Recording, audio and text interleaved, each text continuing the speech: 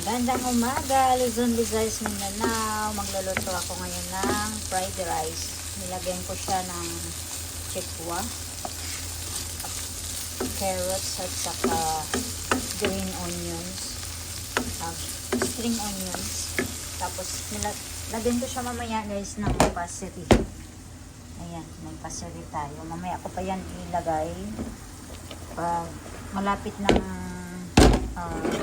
anguin yung rice natin. Yung rice namin, oh. Dahil sa sobrang lamig, kaya tumitigas siya. Kaya gagawin ko siyang fried rice. Tapos may itlog tayo. 2 itlog mamaya din to. Niluluto ko pa yung chikwa ko at saka para magkaroon ng lasa. Nilagyan ko pala siya ng cumin seeds. Ito, cumin seeds. Yan. Indian cumin seeds. Yun, at saka little Indian seasoning.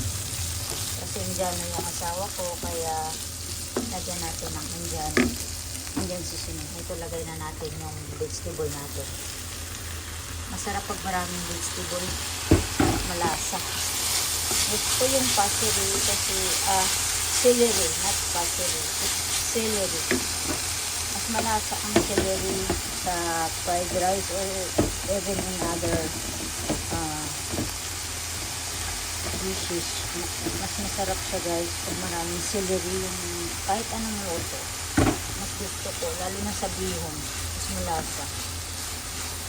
Then, we put little seasoning.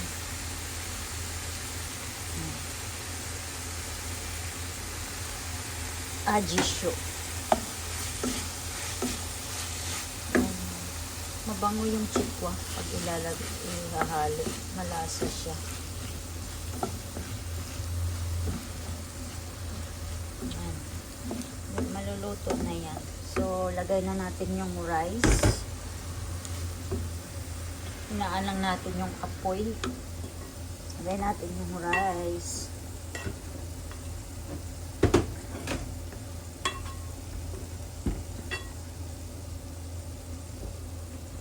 Bango ng pasiri. Ayan, rice. Tumigas kasi yung rice namin guys dahil sa lamig dito.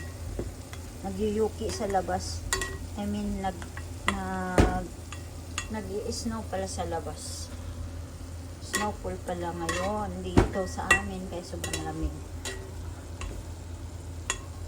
Lalabas ka sobrang lamig. Maninigas yung kamay mo sa lamig. Yan, ang dami. Inubos ko na yung natira sa rice cooker namin guys.